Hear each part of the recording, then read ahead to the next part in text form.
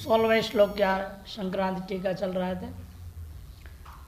इसलिए निष्कर्ष दे रहे वेद के मंत्र जो दिया गया था शतपथ ब्राह्मण का, उसका निष्कर्ष में लिख दिया तथा परिमितम एवं भोक्तव्यम इति सिद्धम। इसलिए परिमित ही आहार करनी चाहिए, खाना चाहिए, भोजन पाना चाहिए, ये बात सिद्ध हो गया। इदमेव अर्थम, श्रुति में कहा हुआ यही अर्थ को श्री भगवान अप्या, स्मृति में भगवान भी कह रहे हैं। अत्यष्णतः सोदर परिमाणम अतिक्रम्य जरयितुम अशक्यम अन्नम अष्टतो बहुवाशिनो इत्यर्थ। अत्यष्टत का अर्थ है अपने उदर के परिमाण से अधिक खा लेना, अतिक्रमण कर जाना, अर्थात जो पचाने भी सामर्थ्य नहीं है। जरयितुम अशक्य, जीर्ण करना पचाना संभव नहीं, इतना खा लिया, उसको कहते हैं अत्यष्टतः। अन्नमष्टतो बहुवाशी, बहुवशिनो बहुत खाने वाला, योगीनो यतेर न योगो अस्ति, ऐसा योगी जो यति है उसको योग कभी सिद्ध नहीं हो सकता, योग में निष्ठा नहीं बन सकती, योग निष्ठा न सिद्ध्यति। शुश्रूषोरपि, केवल योग में नहीं, योग साधना करने वाले उन्हीं को ले ले आप तो इसलिए कह दिया। जो वेदांत के श्रवण मंडित ध्यान करना चाहता है उसके लिए भी ये नियम लागू होता है। शुश्रूषोरपि यते है श्रवणम मननम ब्रह्मचर्यम वा न सिद्ध्यति, उसका श्रवण सम्यक नहीं हो सकता, मनन सम्यक नहीं हो सकता, ब्रह्मचर्य भी ठीक नहीं हो सकता है। एकांतम नियमेन अनष्टतो, और एकांत में नियमेन बिल्कुल न खाना, ये भी योग के लिए हानिकारक है। अनष्टतोपि अथवा अल्पम अष्टतश्च, नाष्टता इति अनष्टता, नई समास अल्प अर्थ में भी होता है ना, नए समास 6 अर्थों में होता है, उसमें अल्प अर्थ में आ गया। अलवणम इति दृष्टांत दिया है। यहाँ पर भी अल्पम अष्टतश्च यतेर्योग नास्त्यव, नास्त्यव एक आदित्यकार होनी चाहिए। अत्यल्प खाने वाले को भी यति को योग नहीं हो सकता। कहने का अभिप्राय मुमुक्षु को भी श्रवण मनन चापी न सिद्ध्यति, श्रवण मनन भी सिद्ध नहीं हो पाएगा। किंतु स्वोदर परिमित अमेदो वृत्तिकरम चान्नम अष्टत एव योग श्रवण मनन ब्रह्मचर्य च। कभी देखो, जो व्यक्ति अपने उदर के परिमाण को जान करके उतना ही खाता है और चर्बी न बढ़ाने वाला, अमेदो वृत्तिकरम, मेदा मने चर्बी, अमेदो मने चर्बी को न बढ़ावे, ऐसे अन्न को जो खाता है, भोजन पाता है, वही व्यक्ति के लिए योग श्रवण मनन ब्रह्मचर्य इत्यादि सिद्ध हो पाएगा। दिवा स्वापरि दोष राहित्यम अपि सिद्ध्यति इत्यर्थ। और दिन में सो जाने की जो गंदा आदत है इत्यादि दोषों से रहित भी हो जाएगा। दिन में सोना ब्रह्मचर्य के लिए तो बिल्कुल ही गड़बड़ है, साधक के लिए तो बिल्कुल ही उचित नहीं। दिन में विश्राम करो, सो मत। विश्राम करेंगे तो लेट जाते हैं, फिर वो खराटे में चले जाते हैं, ये गड़बड़ काम है। विश्राम के नाम पे 15 मिनट विश्राम करेंगे सोचेंगे और 2 घंटे निकल जाता है, वो गलत है। चाहे अलार्म रखो, शुरू में अभ्यास नहीं हो पा रहा है तो अलार्म रख लो, बजते उठ के बैठ जाओ। लेकिन दिवा स्वाप आदि जो दोष है उसे रहित भी हो पाएगा यदि सीमित अन्न को भावे।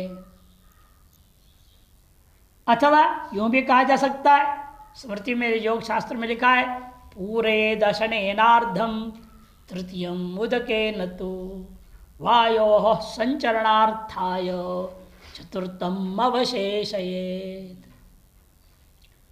आधा पेट भोजन से भरो, तीसरा भाग जल से, और चौथे भाग खाली रखना वायु का संचरण करने के लिए।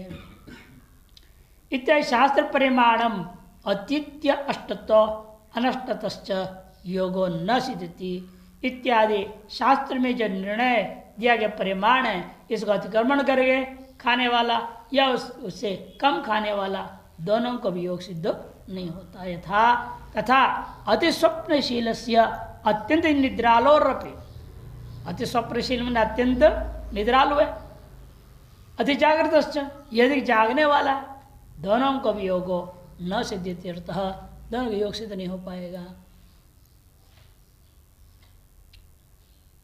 टिप्पण अत्यंत बहिरंग साधनानि आहारादीनि नियमानि व्यतिरेक मुखेन उक्त्वा अन्वय मुखेन च द्वाभ्याम उच्यते है।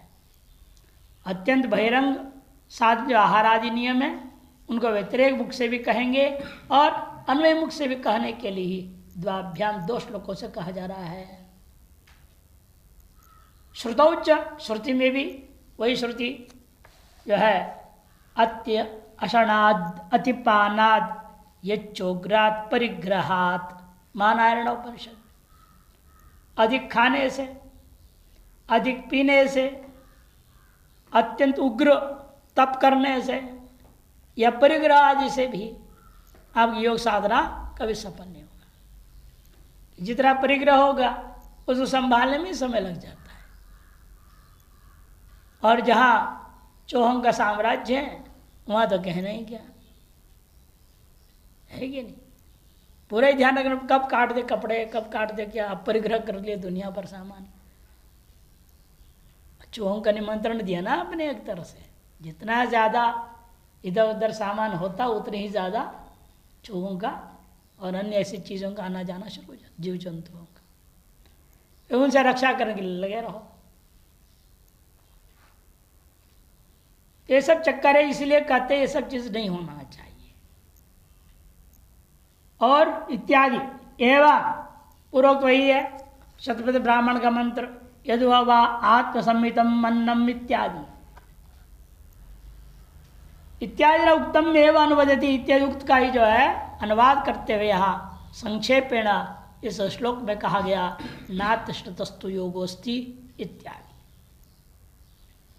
भाष्यस्थ श्लोकस्य भाष्यकार ने जो श्लोक उद्धृत किया है, अर्धम अशनस्य सव्यंजनस्य तृतीयम उदकस्य तो वायु संचरणार्थं तो चतुर्थम अवशेषयेत। ये जो भाष्यकार ने कहा है उसे उत्तरार्ध में कहीं कोई विवाद नहीं है, इन पूर्वार्ध में अनेक पाठभेद है, वो पाठभेद दिखा रहे हैं। पूर्वार्धे पाठभेदाः सन्ति तथा ही उदरस्यार्धम अन्नस्य ऐसे है, पहले पाद में अंतर शेष समान। द्वौ भागोत्पूर्वेद अन्नैस् तोयेनैकं प्रपूरयेत, पूरा पूर्वार्ध में फर्क हो गया। अर्थ तो एक ही है, अर्थ पे कोई अंतर नहीं, शब्द मात्र का भेद है। पूरे दशनेनार्धम तृतीयम उदकेन तू, इस प्रकार से पाठभेद दिखाई देता है। इन उत्तरार्धम तो सर्वत्र समानम एवं, श्लोक का उत्तरार्ध में तो कहीं कोई विरोध नहीं है, बिल्कुल बराबर पाठ है। नाति स्वप्न, अधिक सोना नहीं का मतलब क्या, रात्रिर भागत्रिं कृष्णा प्रबुद्धा प्रथमांतयो प्रसपन मध्यमे भागे योग योग्य प्रजायते। हे कृष्णा, रात्रि को 3 भाग में बांट लो, सूर्यास्त से लेकर के अगला दिन सूर्योदय का समय गिनो, उसको 3 भाग कर लेना। पहला भाग में जगे रहना, अंतिम भाग में जगे रहना, बीच के भाग में सो जाना। 12 घंटे मान लो रात्रि है, 3 भाग के तो 4-4 घंटे का होगा। पहला 4 घंटा जगे रहो, अंतिम 4 घंटा भी जगे रहो, बीच के 4 घंटे केवल सो, या उसके 2 गुना सोते लोग 8 घंटा। इनके साथ 4 घंटे से ज़्यादा नहीं होनी चाहिए, इसलिए कह रहे कि दिन में 2 घंटा सोता है, वो 6 घंटा पूरी कर लेता है। जानने तिर क्या कहा, उसको 4 याम में बांट दो, 3-3 घंटे का करो। पहला 3 घंटा सोना नहीं, अंतिम 3 घंटा सोना नहीं, बीच के 6 घंटा सोना। उसके लिए फिर दिन में 1 मिनट भी सोना नहीं। ये निश्चय है। अतएव श्रुति स्मृतियों के आधार पर भी नियम यही होता है 6 घंटे से ज़्यादा कुल मिलाकर के 24 घंटे में सोना नहीं चाहिए। मार्कंडेय पुराणे च, मार्कंडेय पुराण में भी लिखा है, नात्मात क्षुदित श्रांत न च व्याकुल चेतन युंजीत योगम राजेंद्र योगी सिद्ध्यर्थमात्मन। सिद्ध्यर्थमात्मन, यह यकार होनी चाहिए, गलत छपी है। युंजीत योगम में भी थोड़ी दूरी होनी चाहिए, दोनों शब्द चिपक गए। देखो स्पष्ट कर देते हैं यहां तो, नाध्मातः, ज्यादा प्राणायाम करके थक गया उसको भी योग प्राप्त नहीं हो सकता। भस्त्रिका प्राणायाम कर आध्मात, लेना छोड़ना लेना छोड़ना, अधिक कर देते वो भी ठीक नहीं। भूखा रहे उसे भी योग नहीं हो, क्षुधितः या अन्य अन्य प्रकारेण कार्य आदि करते हो क्षुधितः, श्रांत थका हुआ है।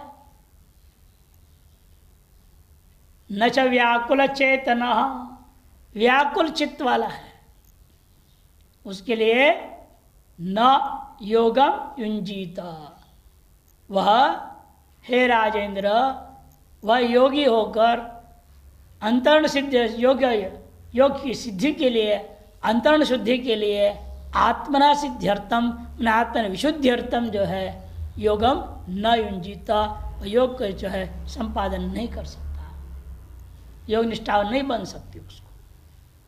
नातिशीते न चैवोष्णे न द्वंद्वे नानिलान्विते काले श्वेतेषु युंजीत न योगम ध्यान तत्परः।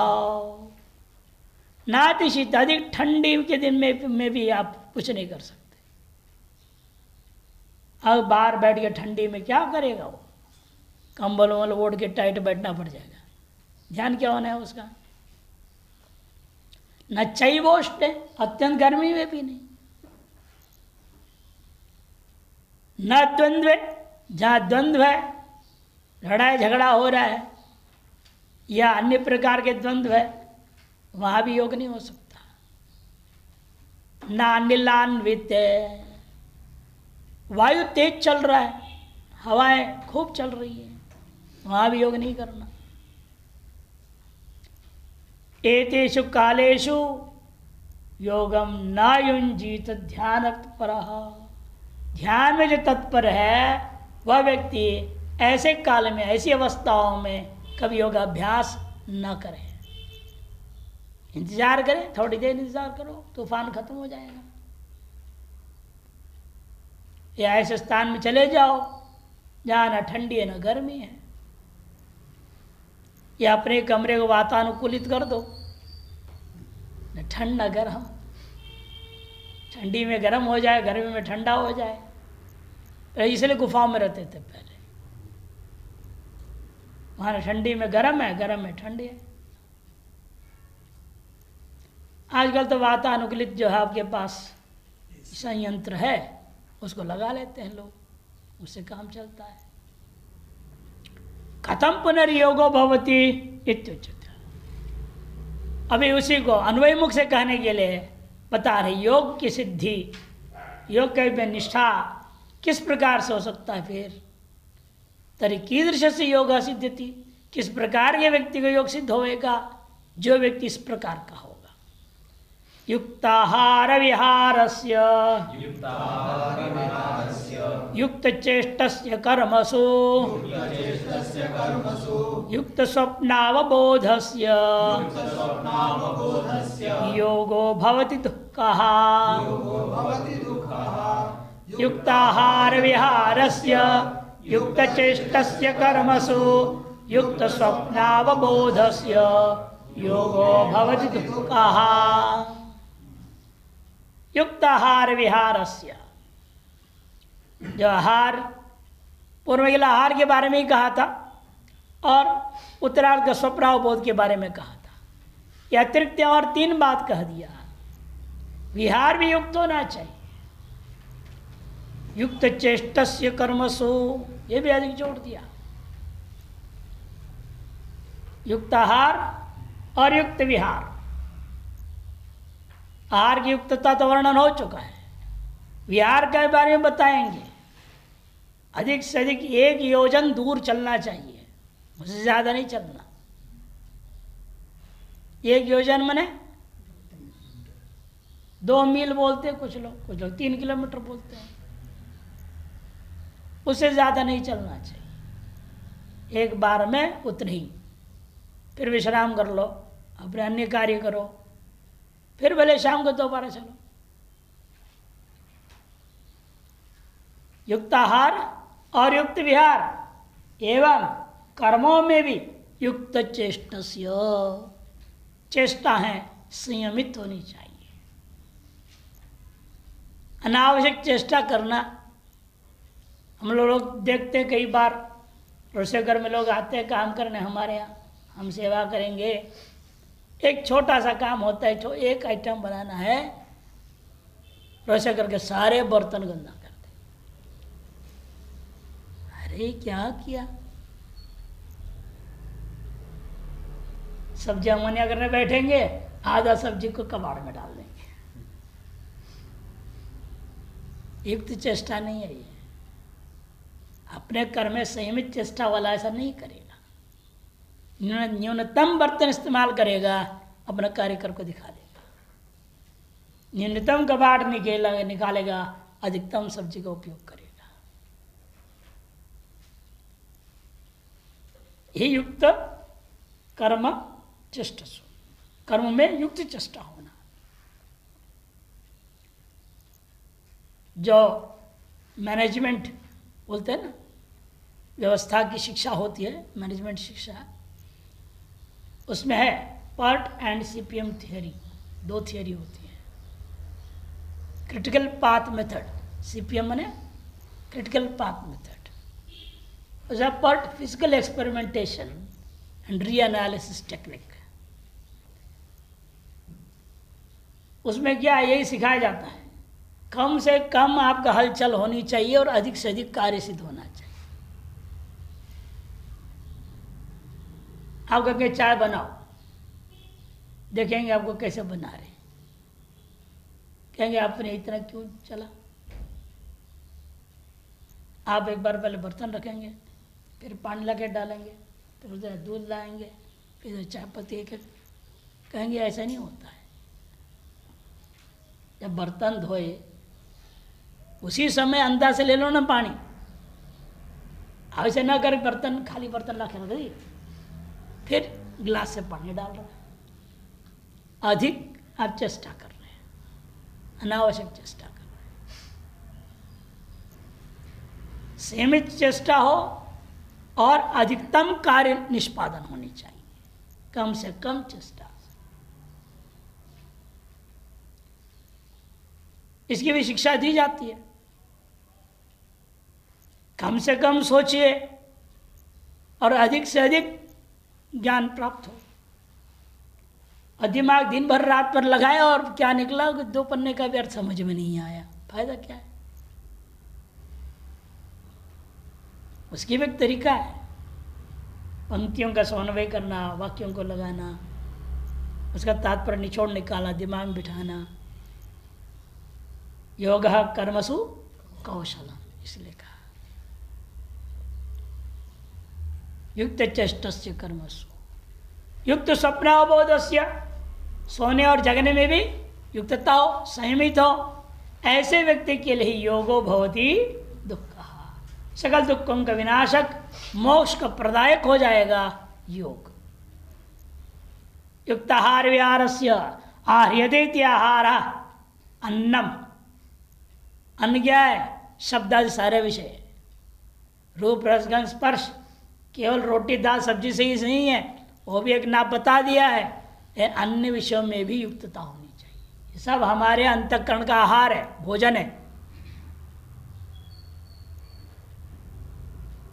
और विहारस्य विहरणम इति विहारः, पादक्रम, पैदल चलना, तौ युक्तौ नियत परिमाणो यस्य वे दोनों युक्त है, नियत परिमाण है वाला है जिसका। तथा एवमेव इसी प्रकार युक्त चेष्टस्य, युक्ता में नियता, चेष्टा यस्य, नियत है, संयमित है, चेष्टा है जिसका, किस विषय में, कर्मसु, कर्म करने में। तथा युक्त स्वप्नावबोधस्य, एवमेव युक्त स्वप्नावबोधस्य, युक्त स्वप्नश्च अवबोधश्च, युक्त है सोना, स्वप्न से तात्पर्य स्वप्न देखना नहीं, सोने अर्थ में, और अवबोध मैंने जगना, इन दोनों अर्थ, दोनों युक्त है जिस व्यक्ति का। तो नियत कालो यस्य, नियत काल है जिसका, आलस कभी नहीं करना है, नियत काल पे उठना है, नियत काल पर सो जाना है। यस्य तस्य युक्ताहार विहारस्य, ऐसे युक्ताहार विहार वाला है, युक्त चेष्ट से कर्मसो, और युक्त स्वप्नावबोधस्य योगिनो, ऐसे योगी को ही योगो भवति दुःखा, दुःखानि सर्वाणि हन्ति इति दुःखा। तीन ही प्रकार के दुख होते हैं, आदि दैविक, आदि भौतिक और आध्यात्मिक। तीनों प्रकार दुख का नाश होना ही मोक्ष है। सर्व संसार दुख क्षय कृत योग भवति इत्यर्थ, सर्व संसार के दुख को क्षय कर देने वाला योग हो जाता है। युक्ताहार संक्रांति टीका, युक्ताहार विहार से युक्त पूरे दशरनार्धम इत्यादि जो पूर्वोक्त, जो आहार के बारे में तो काफी चर्चा पूर्व श्लोक में हो चुका है, इसलिए यहाँ केवल विहार पर ले रहे। न गव्यूते परम गच्छेत, न ग्रामे नगरे वसेत, ग्रामे होनी चाहिए, प्रामे हो गया है। न गव्यूते परम गच्छेत, एक गव्यूति दो कोर्स, एक गव्यूति मैंने दो कोर्स, आयतन लघु में गव्यूति शब्द, अध्व परिमाणे चार, इस वार्तिक में दो कोर्स दूरी को एक गव्यूति, उससे ज्यादा नहीं चलना, और गांव में वास नहीं करना, नगर में भी वास नहीं करना। यदि योग सिद्ध करना है तो गांव में वास करोगे, वहां लोग आएंगे, भैंस को लेकर आएंगे, कोई नहीं, महाराज हमारे भैंस दूध नहीं रहे, कुछ झाड़ फोड़ कर दो, है आपको परेशान करेंगे इसी बातों में। और शहर में रहोगे, वहां के अलग तरह की प्रदूषण है, वहां अनेक प्रकार की अलग तरह की समस्या है। इसलिए योगी को न गांव में रहना है, न शहर में रहना है, और एक गति से ज्यादा चलना फिरना भी नहीं है। इत्यादि शास्त्र नियमेण युक्त आहारो अन्नम विहारो विश्रांति संचारो यस्य तस्य। इस प्रकार से शास्त्र के नियमों के आधार पर युक्त आहार जिसका, मन अन्न जिसका, युक्त विहार जिसका, युक्त विश्राम जिसका, और युक्त संचरण जिसका, तस्य परिमित आहार विहारस्य, ऐसे परिमित आहार विहार वाला जो योगी है उसको योगो भवति दुःखः। युक्त चेष्ट से कर्मसु अन्न आदान विसर्गादि क्रियासु युक्त है। अन्न के आदान करना, अन्न का विसर्जन करना इत्यादि क्रियाओं में भी युक्त होना चाहिए। भोजन खा रहे, खाद्य खाते सोचते सोचते खा रहे, भूल गया खाना वहीं, और फिर ठंडा हो गया भोजन, फिर हो जाए देर बाद फिर खा रहे फटफट फटफट, कभी धीरे खा रहा है, कभी तेजी से खा रहा है। ये सब नहीं होना चाहिए। इसलिए हम लोग कहते हैं हवन करो। हवन करने में मंत्र बोल के स्वाहा करना पड़ता है, वहाँ कभी धीरे कभी सोए नहीं, फिर क्रम से जाएगा, ढंग से जाएगा। इसे युक्त चेष्ट से कर्मसु अन्न आदान अन्न विसर्ग आदि क्रियासु च। कईयों की बड़ी खराब आदत होती है, वो शौचालय है, अखबार पढ़ते हुए शौच करते हैं, बिना अखबार पढ़े शौच ही नहीं होता उनको। कभी कभी अखबार में ऐसी खबरें होती हैं, वो एक घंटा वहीं बैठे रह जाते पढ़ते पढ़ते ही, है ना। विचित्र आदमी है भाई। आप लोगों ने देखा नहीं होगा, हमारे हैं परिचित एक भगत ऐसा, उसके पूरे परिवार ही ऐसा है। पत्नी भी ऐसी ही हो गई, दोनों बच्चे हैं, दोनों बच्चे भी ऐसे। आश्चर्य है, दोनों के दो दामाद मिले, दोनों दामाद भी ऐसे ही है। मैंने कहा ये तो विचित्र भगवान जो है कैसे लोगों को मिला देता है। इसलिए एक बैठा है ना, दूसरा खटखट नहीं करता है दरवाजा बाहर से, अरे जल्दी बाहर आ जा, नहीं, वो अखबार में तल्लीन है। पहले इसलिए 4 टॉयलेट थे, अब 6 बनाने पड़े, 2 और बढ़ाना पड़ा। मैं कहता बच्चे होंगे वो भी ऐसे होंगे तो वो टॉयलेट बनाने पड़ेंगे। संस्कार बदलने की हिम्मत ही नहीं करते लोग, अभ्यास गलत डाल दिया गया।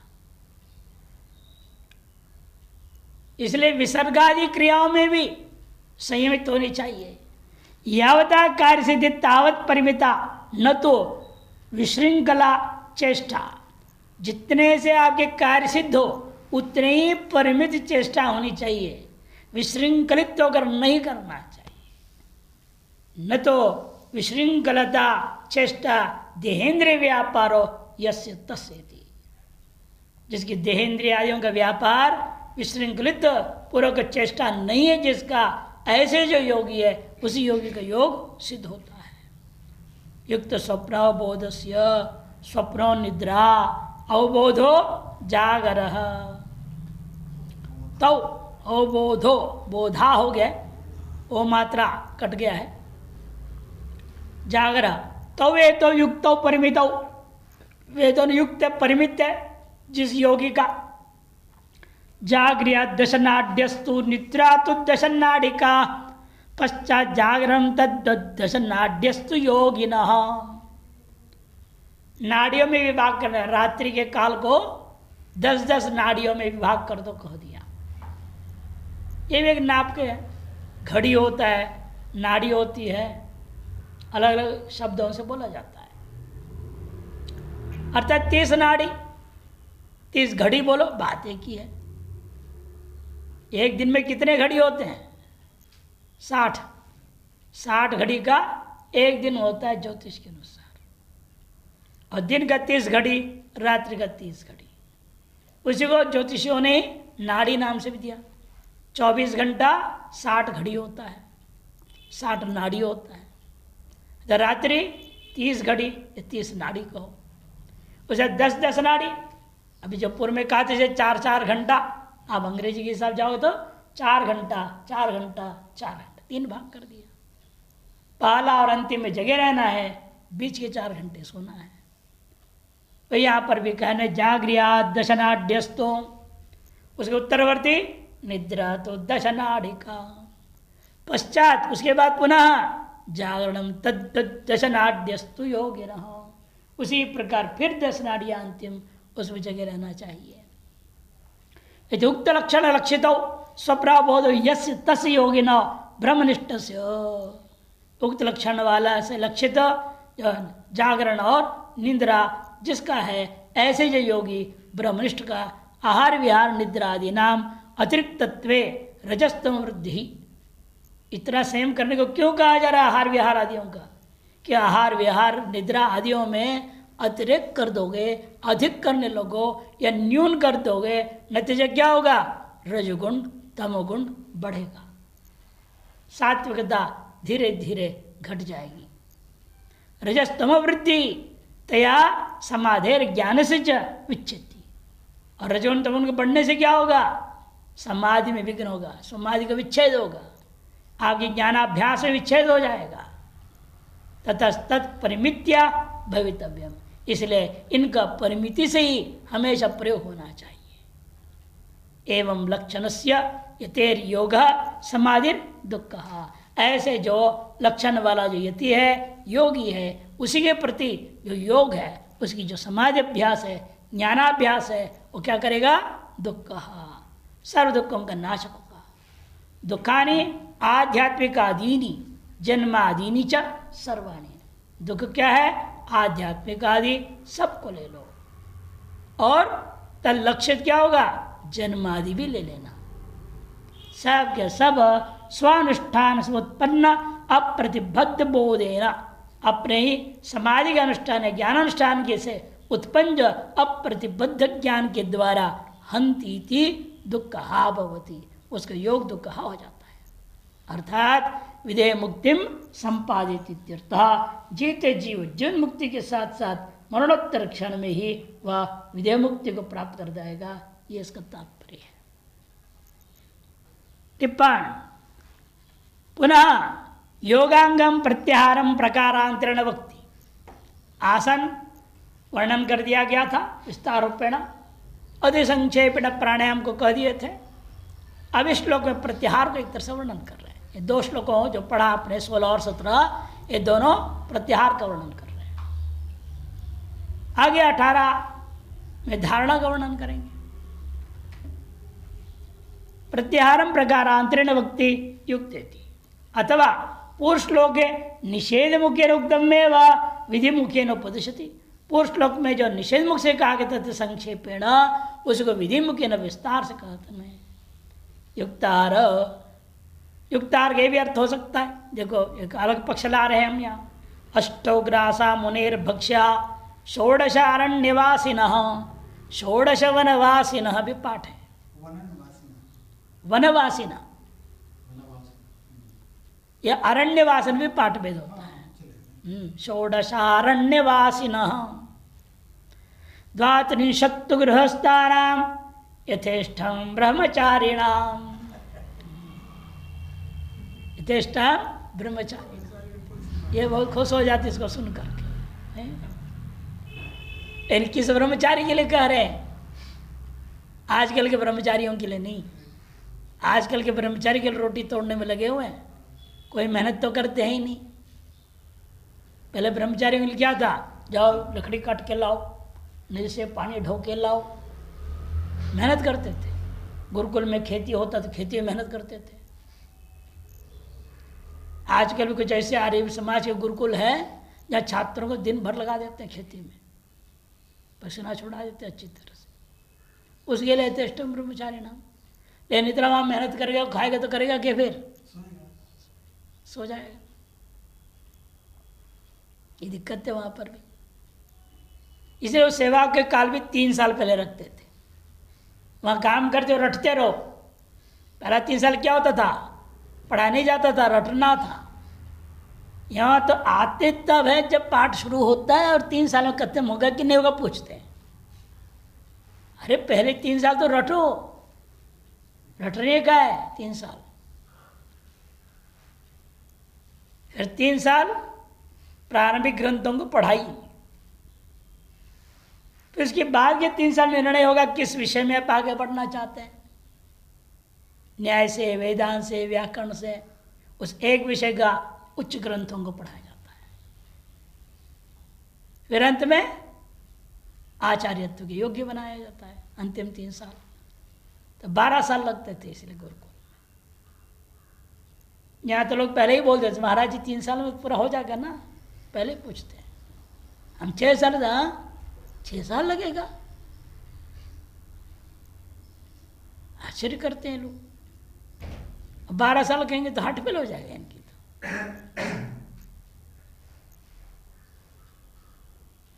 एक कली हो गया, क्या करें? क्षुद्र बुद्धि हो गई है, सब कुछ क्षुद्रता में चला गया। इसे इनका कहना है यहाँ अष्टौ ग्रासा मुनेर भक्ष्या।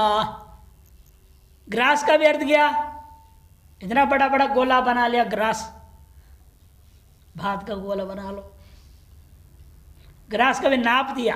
क्या नाप वर्णन किया ग्रास का? हाँ, कुटांड समो ग्रास है ना, अंडे के बराबर साइज ग्रास, उससे ज्यादा नहीं, वजन से भी और मात्रा से भी, बाहर से। ऐसे 8 ग्रास ही खाना चाहिए, उससे ज्यादा नहीं। और अरण्यवासी वनवासी मने वानप्रस्थ आश्रम वालों के लिए 16 बताया और गृहस्थ के लिए 32 बताया। ब्रह्मचारी वास्तव बाह्य कर्मयोग जिस पर बोझ ज्यादा है उसके लिए यथेष्टम ब्रह्मचारी नाम। और लोग पढ़ते रहने वाले ब्रह्मचारी के लिए बैठे बैठे उनके लिए नहीं है यथेष्टम। यथेष्टम कर दोगे तो फिर सोते ही रह जाएगा, वो भी खाएगा सो जाएगा, खाएगा सो जाएगा। यथेष्टम कहाँ है ना, ये समस्या होगा। हम लोग देखते रहते हैं, ऐसे ऐसे लोग हैं नाश्ता खाते हैं फिर 1 घंटा सोते, भोजन खाते हैं फिर 2 घंटा सोते, फिर नाश्ता खाते फिर 2 घंटा 1 घंटा सोएंगे, फिर रात्रि खाएंगे तो 8 घंटा सोएंगे। गड़बड़ है। समझना चाहिए मात्रा ज़्यादा है, हमारा मेहनत इतनी जितने हम खा रहे हैं, वो तमोगुण बढ़ा रहा है। न गव्यूते परं गच्छेत न ग्रामे नगरे वा वसेत, नारद पर्वराज को परिषद। एक गव्यूत से ज्यादा चलना नहीं चाहिए। न ग्रामे, हफ्ता में 1 आध बार चलो कोई बात नहीं। हम लोग करते थे छुट्टी का दिन जो है, अष्टमी प्रतिपदा कभी नीलकंठ चले गए, कभी इधर पीछे चले जाते थे, कुंजापुरी चढ़ जाते थे, चढ़ के पैदल। छुट्टी के दिन जाओ ज़्यादा चलेगा, बाकी दिन यहाँ से गए पीछे से घूम के वापस लौटाते थे। कल ऐसे पीछे से निकलते थे, वहाँ से गए विठला श्रमणी साहब से नीचे उतरते थे ब्रह्मांड के बगल में, गंगा दर्शन स्पर्शन करके वापस। सीमित था, उतना ही चलना है। अभी उस उम्र के लिए वो ठीक था, अभी इस उम्र के लिए वो भी ठीक नहीं, वो भी ज्यादा है। न गव्युते परम गच्छेत न ग्रामे नगरे वा वसेत योजनात्म परं गच्छेत इति श्रुति। एक योजन से ज्यादा तो चलना ही नहीं चाहिए, श्रुति भी कहती है। 2 श्रुतियां, युक्त चेष्ट से कर्मसो तच्चुक्तम पूर्वाम, यह भी पूर्व में कह चुके हैं, योग कर्मसो कौशलमिति। तच्च वांग नियमनादि रूपम, वाई हो गया है, वांग नियमनादि रूपम, वह भी क्या है, वांग नियमनादि स्वरूप समझो। जागरणे स्वप्ने चापि युक्तता उक्ता च स्मृतिषु, जगने और सोने के बारे में भी युक्तता क्या है स्मृति ग्रंथों में कहा जा चुका है, जो पूर्व में वर्णन हमने कर दिया है।